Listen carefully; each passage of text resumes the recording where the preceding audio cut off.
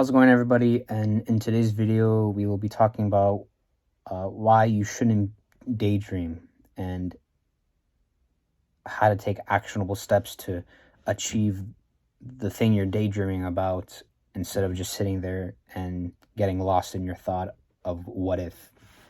Before we get into the video, though, please consider liking and subscribing, as it will really help out the channel and help this video reach other people that may benefit from it. So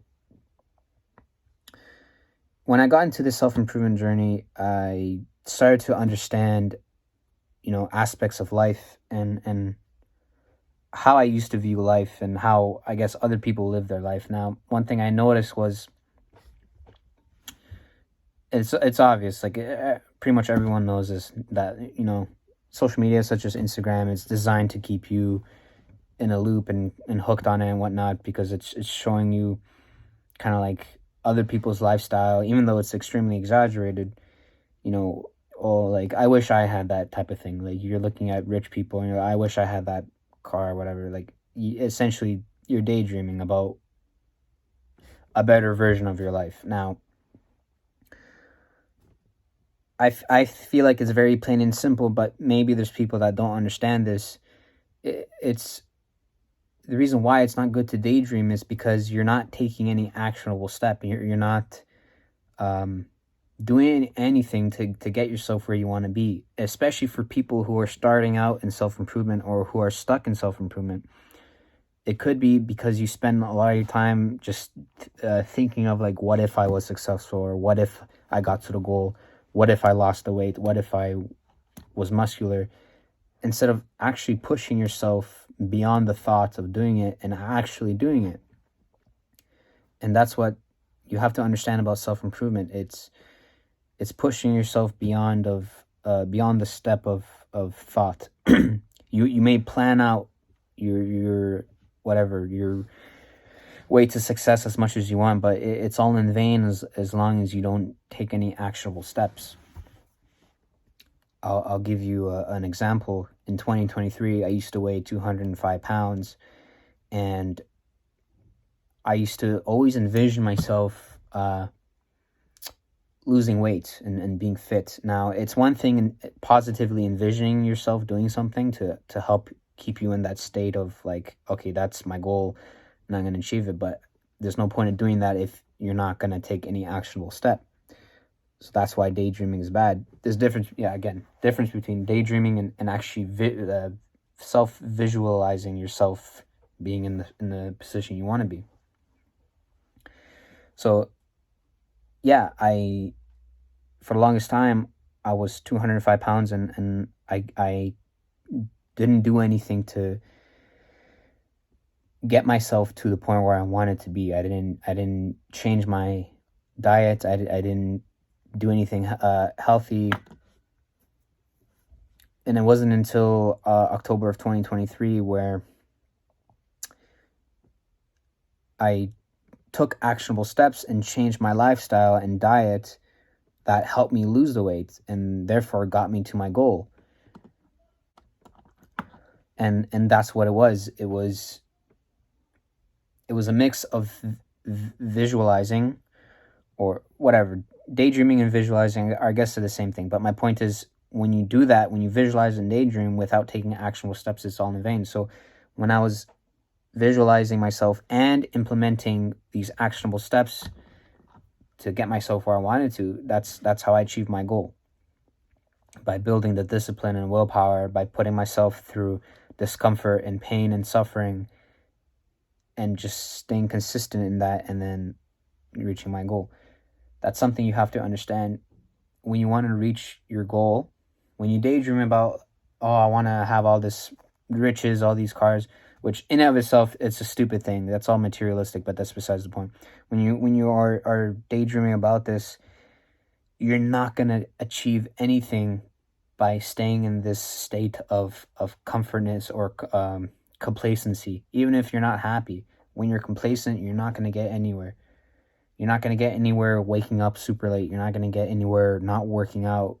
You're not going to get anywhere eating junk food all the time, having no discipline and willpower. You're not going to get anywhere with that. And that's my whole point of this video and pretty much every other video I make, that's the backbone of self-improvement. You're not gonna get anywhere in self-improvement if you're not punishing yourself and forcing yourself to get through the state of discomfort. So do whatever tactics you want to do.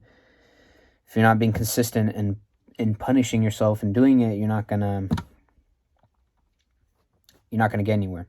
There was one time when I was overweight and first got introduced into self-improvement where it was one morning I woke up really early. I woke up at 4 or 5, like the typical self-improvement person does. You wake up early to be productive. I did that, and then I said to myself, okay, I'm going to go for a run so I can live this self-improvement lifestyle. Yeah, I'm going to do this every day. Wake up early and go for a run and then work on my business.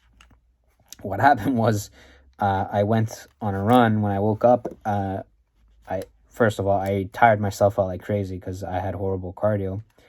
And then when I got home, the first thing I did was go back to bed. And it was a complete waste of time. I wasted my own time and my own efforts to go through that, only because I wasn't consistent. So yes, I may have put myself through discomfort by waking up early and going through a run, but it was all in vain because I didn't do it again. I didn't change my willpower discipline to do it again.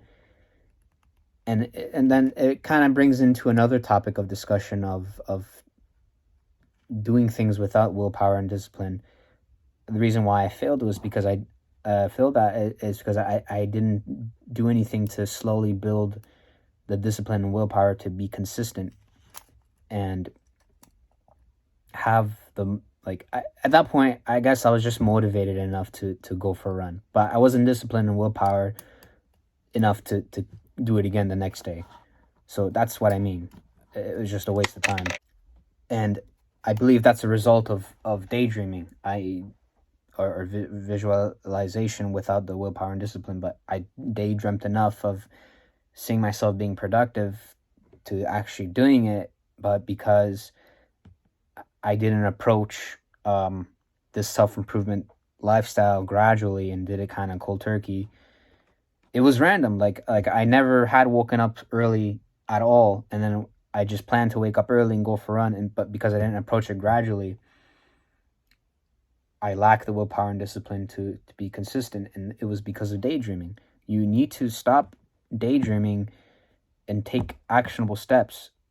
Now, I guess if I went for a run and then I came back home and I fell asleep, it would have been okay if the next day I did it again and then I fell back asleep again and then I did it again the next day, and eventually I didn't fall back asleep and I built this routine of waking up early and going for a run. Then it would be okay. But the fact that I didn't do that again after makes it all in vain, and makes, again, daydreaming and the whole idea of social media as well, making you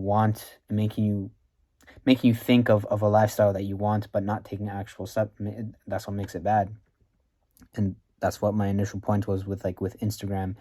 It just floods your feed of people living exaggerated lifestyles and making you want that type of lifestyle, but because the nature of the society and apps keeping you hooked on the apps and society the way it is, you can't get out of this rut of complacency with your crappy life. Therefore, you're not going to put in the work to get yourself out. So yeah, if you made it this far in the video, thank you so much for watching. I really hope this video helped you out. Again, please consider liking, subscribing, comment down below. Help this video reach other people. And yeah, thank you so much for watching.